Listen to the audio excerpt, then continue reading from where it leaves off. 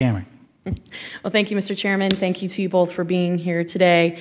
I am so glad to see that both of you highlighted the critical role that voluntary conservation programs have on production agriculture in both of your testimonies. I think it's been said multiple times here today by my colleagues, voluntary producer-led and incentive-based conservation programs are the most effective ways that our farmers can be the best stewards of their lands. So I'll just jump right into it. Chief Cosby, can you tell me what vegetative filter strips are? It is one of the many different practices in our repertoire, but when we talk about vegetative filter strips, we look at, where do they best fit? Is it a waterway? Is it a field border? And so But specifically what they are?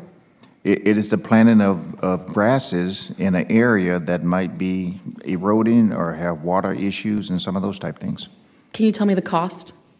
I cannot, but I can get that information for you, and I think we do those on an acre Yes. by acre basis. I can't tell you what that cost is, but I can get that information for you, ma'am. What about contour terracing? Can you explain that to me?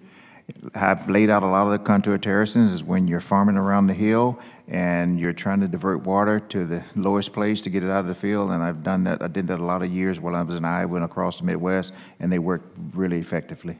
Good. I'm so glad to hear that you know what, in fact, contour terracing and vegetative filter strips are, because when the EPA was here, they couldn't tell me what it was. And as someone who comes from agriculture, it's pretty troubling when you have someone regulating an industry that they can't really speak about. So I am thrilled that you're able to describe that.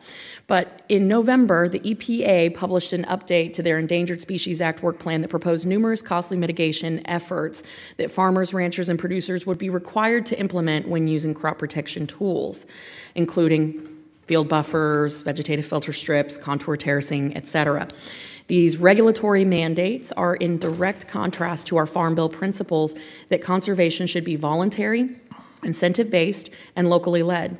Can you tell me how you are working, and very briefly, because I've got a couple of other follow-up questions, with the EPA to make sure that this conservation effort remains voluntary for our producers? And we have these discussions, and at all times we talk about, what our path is at USDA and especially at RCS, and keeping these programs voluntary and making sure we're working with the producer for the very best positive outcome. And we continue that conversation anytime we're meeting with any agency across our other department across the federal family. Thank you. Chief and Administrator, when you're staffing for your local offices, what are the onboarding processes for your agencies, and how are those new staffers gaining the necessary local knowledge they need to succeed in the roles that they're filling? And I'll start with you, Administrator, and then to you, Mr. Crosby. Thank you, ma'am, for the question. I appreciate it. When we fill those positions at the local office, a lot of that training happens locally. If they're a program technician, they come on board with the existing staff if they're there. Otherwise, we reach across and capitalize on our ability to work through the team's environment and train in that manner. When it's our county executive directors that we're bringing on, they go through a pretty rigorous training system where they go around that state to several different counties to see firsthand how those counties deliver the programs before they're offered a chance to lead in that county.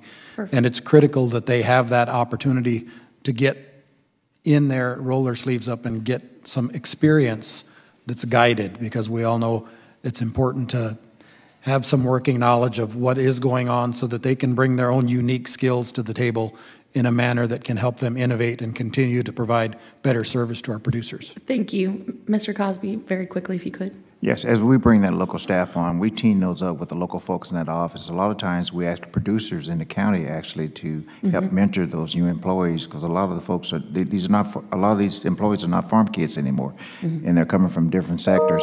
And so we try to do that. The training happens right there locally. It's all mostly on-the-job training. It's been pretty difficult the last couple of years because of COVID. Right. But then there are some national trainings, but we try to make sure, since these are locally led programs, we try to make sure those employees get that local training.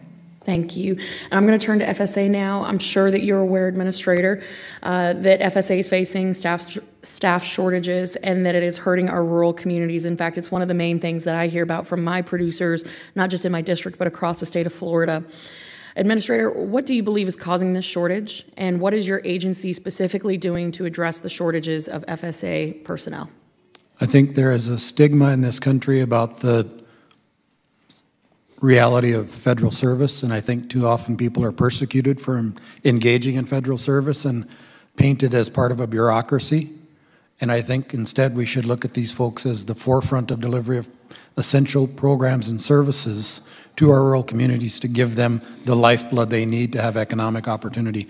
And we all need to get together and start to brag on our county staff the way the Secretary and I do, instead of treating them like they're part of some inefficient federal bureaucracy, which just frankly isn't true. I appreciate that comment, and I'll send a few of my follow-ups for the record. With that, Mr. Chairman, I yield back. Thank you both, gentlemen.